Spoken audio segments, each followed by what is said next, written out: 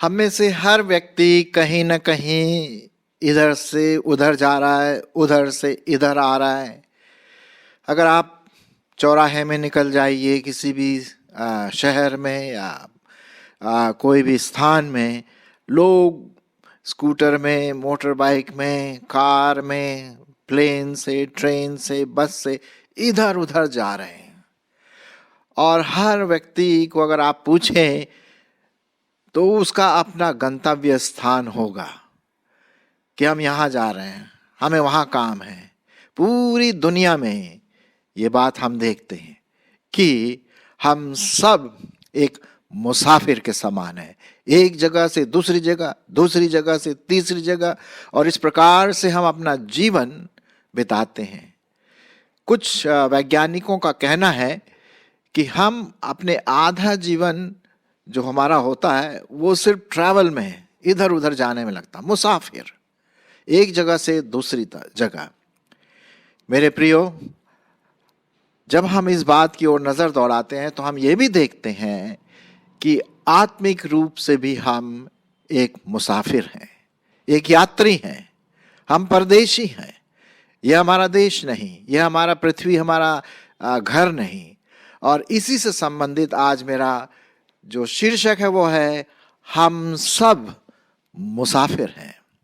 और मैं बाइबल में से कुछ बातें आपके सामने रखूंगा, और मुसाफिर होने के नाते ये हमें देखना है कि हमारा जीवन किस प्रकार से होना चाहिए। ये बात मैं आपको बताने की कोशिश करूंगा बाइबल में से। और जैसा कि आप देख रहे हैं यहाँ पर जो स्लाइड में जो पिक्चर है, एक जगह नीचे की तरफ हमारी पृथ्वी है जहाँ पर हम रहते हैं। दूसरा जो पिक्चर है वो मुसाफिर का है, आपका, हमारा, छोटे बड़े सबका। और तीसरा जो हमारा अंतिम पड़ाव होना है वो है स्वर्गीय देश, स्वदेश। पृथ्वी में हम परदेशी हैं, यह हमारा देश नहीं है। हमारा देश मतलब ठीक है, हमारा देश तो भारत है, लेकिन हमारा अंतिम पड़ाव ये नहीं है, ये पृथ्वी। हम यहाँ पर जन्मे हैं, ज़रूर अपना जीवन बिताते हैं, हमारे देश के जो भी नियम है उसको हम पालन करते हैं, और फिर हम इस दुनिया से चले जाते हैं। क्यों? क्योंकि हम परदेशी हैं। और प्रश्न ये उठता है, भाई जाते हैं तो जाते कहाँ? अब वो डिपेंड करता है मुसाफिर का कौन सा रास्ता हम चुने। यदि हम सही रास्ता चुनेंगे तो स्वदेश पहुंचेंगे, स्वर्ग जिसे हम स्वर्ग के रूप में देखते हैं।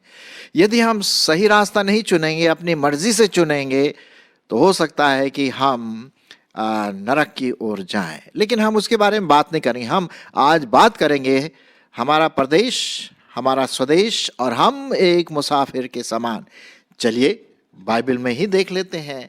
मैं आपके लिए कुछ पदों को पढ़ूंगा जो परमेश्वर का वचन क्या कहता है कि हम क्या है, परदेशी हैं। पहला इतिहास उसका 29 अध्याय, पहला इतिहास उसका 29 अध्याय और उसका 15वां पद। यहाँ इस प्रकार से लिखा हुआ है, लिखने वाला कहता है, तेरी दृष्टि में हम तो अपने सब पुरखाओं के समान पराए और परदेशी हैं। पृथ्वी पर हमारे दिन छाया के समान बीते जाते हैं और हमारा कुछ भी ठिकाना नहीं। हम क्या हैं? परदेशी हैं, मुसाफिर हैं, पिलग्रिम्स हैं। ये पृथ्वी जो है ये हमारा देश नहीं है। हम यहाँ पर आए हैं, जरूर आए हैं शारीरिक रूप से अपना जीवन बिताने के लिए, 60, 70, 80, 90, 100 साल जो भी है, और फिर हम यहाँ से निकलना है। हम एक मुसाफिर के रूप में इस पृथ्वी में आए हैं, और जो हमारा परदेश है। इसी प्रकार से यदि हम देखें इब्रानियों की पत्री और उसका 11 अध्याय 13 पद भी यही बात हमें फिर से बताता है। क्या बताता है जरा देखिए। यहाँ पर जो लिखने वाला है, लेखक बोलता है कि जितने विश्वासी लोग थे, उन्होंने, विश्वासी मतलब जो मसीही लोग थे, विश्वास के द्वारा जो प्रभु यीशु मसीह के पास आए, वे सब अपने आप को परदेशी समझते थे, हाँ, मुसाफिर समझते थे। और उन्होंने ये देखा कि हमारा जो देश है वो हमारा स्वर्गीय देश है ना। हम यहाँ पर मुसाफिर के रूप में, इब्रानियों उसका 11 अध्याय और 13 पद, ये सब विश्वास ही की दशा में मरे और उन्होंने प्रतिज्ञा की हुई वस्तुएं नहीं पाई, पर उन्हें दूर से देखकर आनंदित हुए और मान लिया। क्या माना? कि हम पृथ्वी पर परदेशी और बाहरी हैं। हम पृथ्वी पर क्या है? परदेशी हैं। ये हमारा देश नहीं है। यहाँ की सब चीजें टूट जाएगी, एक दिन खत्म हो जाएगी, पृथ्वी जल जाएगी, जल प्रलय होगा या विनाश होगा, भूकंप होगा। जैसा कि आज आप देख रहे हैं, सुन रहे हैं न्यूज में, क्या क्या हमारे पूरी पृथ्वी में जो वातावरण है, जो हमारे चारों तरफ फैला हुआ है, अकाल है, वो विनाश की ओर बढ़ता चला जा रहा है। तो हम इस देश में कैसे हैं? मुसाफिर के समान है। ये हमारा पक्का स्थान नहीं है। तो इसी के बारे में हम यहाँ पर देखते हैं, परमेश्वर के वचन में बहुत साफ रीति से लिखा है। तो फिर हमारा देश कहाँ है? कौन सा है हमारा देश? कौन सा है हमारा स्वदेश? जैसा कि मैंने अभी आपके सामने पढ़ा कि हम क्या है? मुसाफिर हैं, यात्री हैं। हम इस पृथ्वी से और कहीं निकलना है। और उसी समय प्रभु यीशु मसीह कहते हैं कि मार्ग, सत्य और जीवन मैं ही हूं।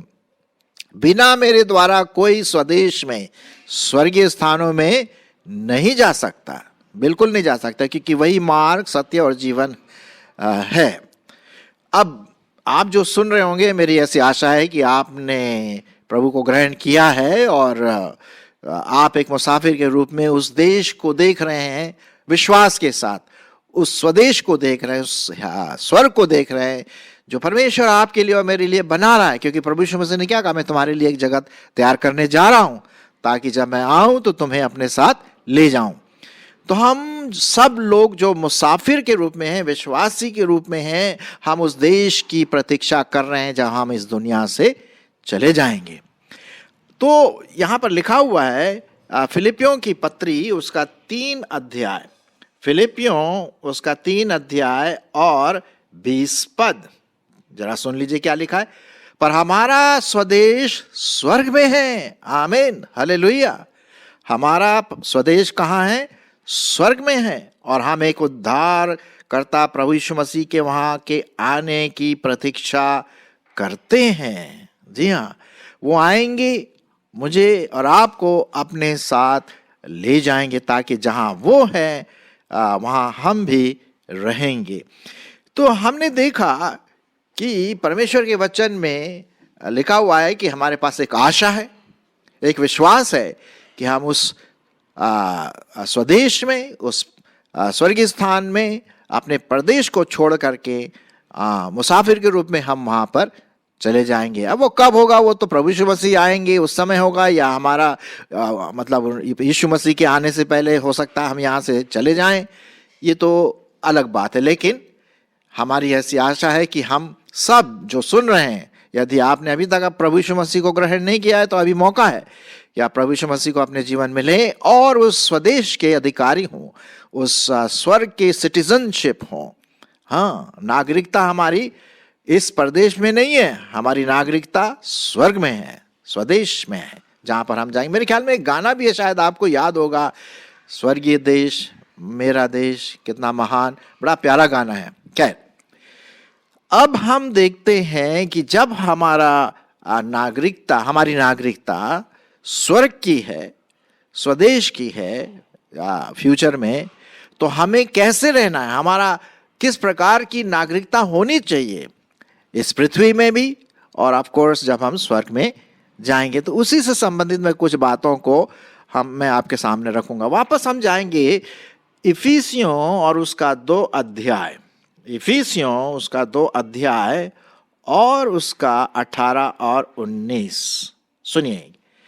क्योंकि उस ही के द्वारा हम दोनों की एक आत्मा में पिता के पास पहुंच होती है, इसलिए तुम अब परदेशी और मुसाफिर नहीं रहे, परंतु पवित्र लोगों के संगी, स्वदेशी और परमेश्वर के घराने के हो। आमीन। जी हाँ, जब प्रभु यीशु मसीह ने आपको और मुझको मिला दिया है अपने लहू के द्वारा, अपने बलिदान के द्वारा, हमारे पापों को क्षमा करने के द्वारा, तो भाई अब हम परदेशी नहीं रहे।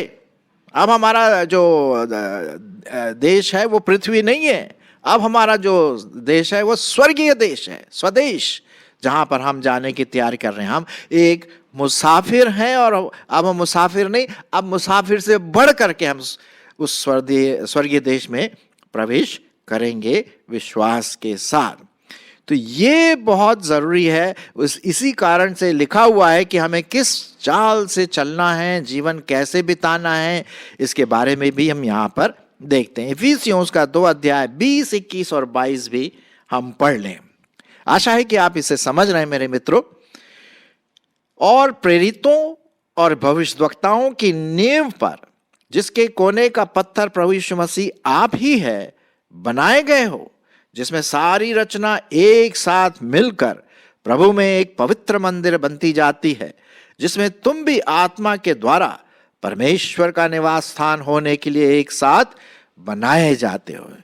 जब हम प्रभु यीशु मसीह को ग्रहण करते हैं और जब हम मुसाफिर से एक स्वदेशी हो जाते हैं, स्वर्गीय स्थान के नागरिक बन जाते हैं, तो हम जब इस पृथ्वी में हैं ना, इस प्रदेश में, हम परमेश्वर के पवित्र मंदिर बन जाते हैं।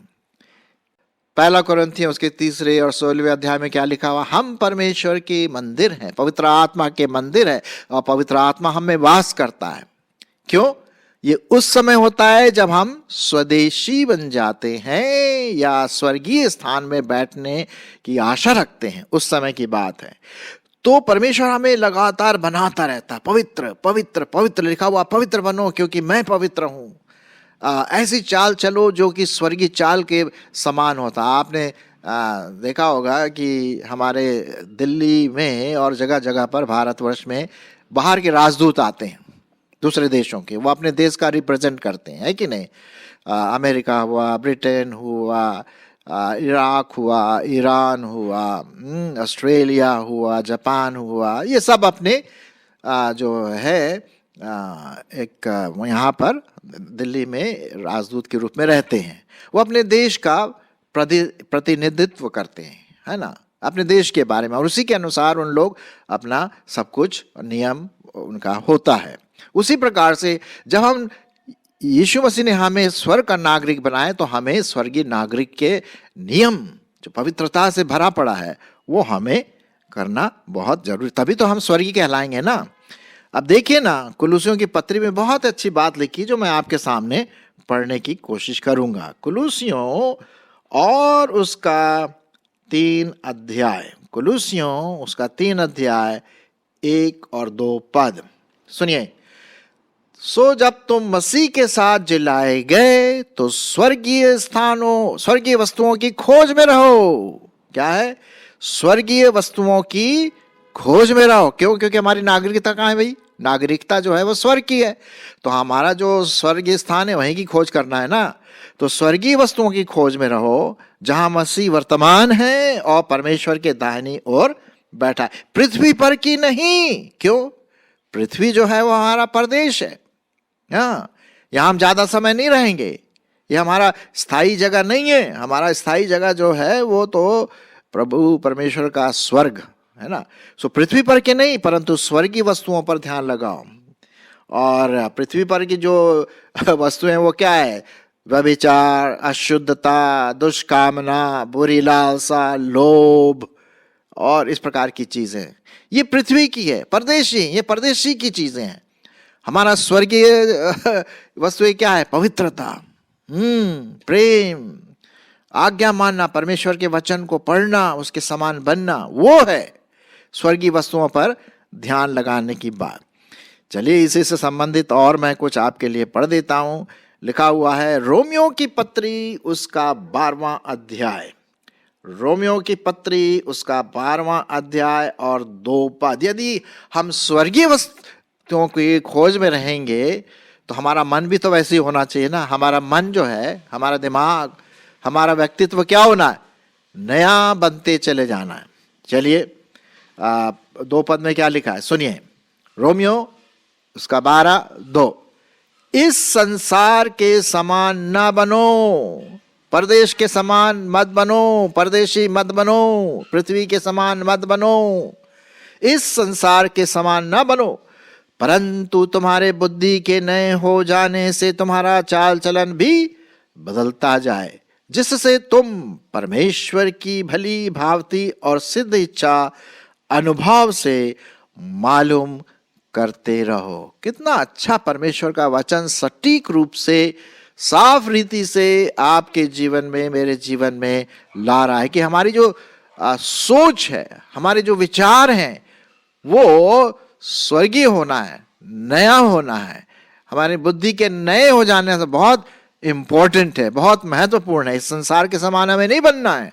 उल्टे सीधे काम है, आतंकवाद, झूठ बोलना, छल करना, लड़ाई झगड़ा करना, गाली गलौज, ये संसार की बातें हैं, इस पृथ्वी में रह जाती हैं। आपका मेरा जो स्थान है वो स्वर्गीय देश है, जहां पर प्रभु यीशु मसीह वर्तमान है और एक दिन वो आपको और मुझको लेने के लिए आने वाला है।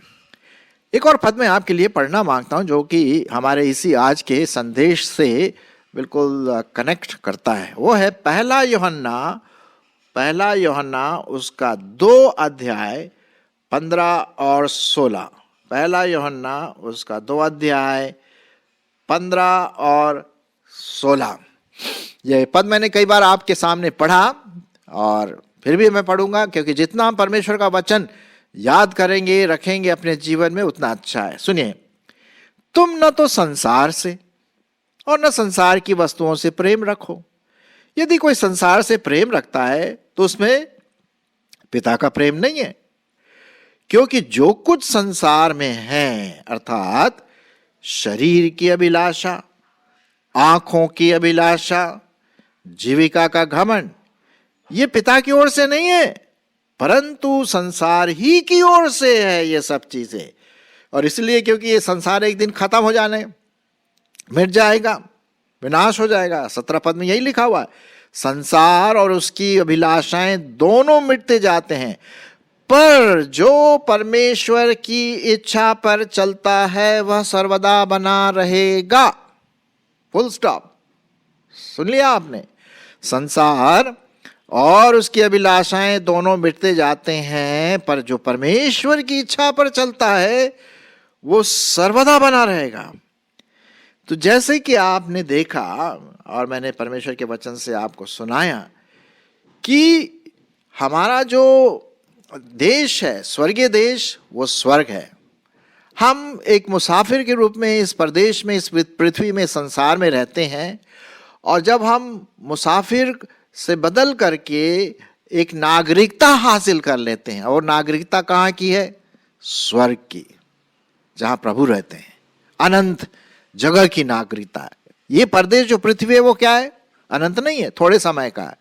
और हम यहाँ पर थोड़ा समय बिताते हैं, कुछ साल बिताते हैं और चले जाते हैं, छाया के समान। हमारा जीवन क्या है? एक छाया के समान है। थोड़ी इधर है, थोड़ी देर यहाँ पर है, खत्म हो जाता है।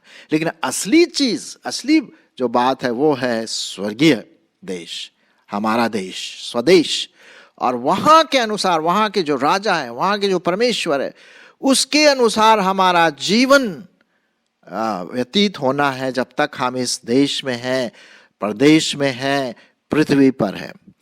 और लिखा हुआ है कि स्वदेशी नागरिक होने की वजह से, स्वदेशी या स्वर्ग की नागरिक होने के कारण मेरा ध्यान पृथ्वी पर की चीजों पर नहीं लगना है।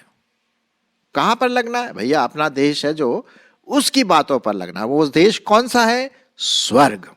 अंत में हमारा पड़ाव वही है। प्रभु यीशु मसीह ने यही बात कहा था कि देखो भाई, मैं तुम्हारे लिए स्वर्ग में जगह तैयार करने जा रहा हूं। और यदि आप पढ़ें प्रकाशित वाक्य उसका 21-22 अध्याय में, तो उस स्वर्ग की जो पूरी जो दर्शन है, जो विवरण है, बहुत जबरदस्त है। वहां ना तो मौत है, वहां ना तो रोना गाना है, वहां ना तो कोई लड़ाई झगड़ा है, वहां पर ना अंधियारा है, लेकिन हमेशा उजाला, अनंत जीवन, जीवन की नदी है, जीवन का वृक्ष है वहां पर। प्रभु यीशु मसीह वहां की ज्योति है, वहां का राजा है, त्रिएक परमेश्वर की जगह है। और सड़क कैसी बनी हुई है? अरे साहब, सोने की सड़क, मोतियों के द्वार। मतलब ये हम ऐसा देखते हैं, लेकिन इससे भी बढ़कर के लिखा हुआ है कि परमेश्वर ने आपके लिए और मेरे लिए ऐसी जगह बना के रखी है जो हमने कभी सोची भी नहीं, हमारे कल्पनाओं में भी नहीं आई। ऐसा है हमारा स्वर्गीय देश। तो क्या हम उस स्वर्गीय देश को जानने के लिए इच्छुक नहीं है? किसी ने कहा, बिली ग्राहम जो परमेश्वर का सेवक था, उसने कहा था एक संदेश में कि जब अगर मैं यहाँ से चला जाऊं इस पृथ्वी से, तो ये मत विश्वास करना लोग बोलेंगे अरे बिली ग्राहम मर गया। नहीं, बिली ग्राहम मरा नहीं। बिली ग्राहम अपना प्रदेश छोड़ करके स्वर्गीय देश नागरिकता में चला गया। कितनी अच्छी बात है मेरे प्रियो। आइए हम ऐसे पृथ्वी की चीजों को ऐसे पकड़े ना रहे कि भैया यही मुझे ले जाएगा कहीं पर। नहीं नहीं नहीं, ये यही अविनाश होएगा। हमारा व्यक्तित्व, हमारी आत्मा, हमारा जो सब कुछ है वो परमेश्वर के हाथ में सौंपे, वो हमें असली नागरिकता, स्वर्गीय नागरिकता की ओर हमें ले जाएगा। और इसके लिए हम आनंदित हैं, आशावान हैं और विश्वास करते हैं कि एक दिन हम सब मिलेंगे। हमें, हमारे कई श्रोतागण हैं जिनको तो मैं जानता नहीं हूं, आपसे भी मुलाकात होगी और आपकी हमारी भी मुलाकात होगी। क्यों? क्योंकि हम सब एक स्वर्गीय देश में जाएंगे, अर्थात हमारा घर स्वर्गीय देश, स्वदेश, जहां प्रभु हमेशा रहता है। आमीन।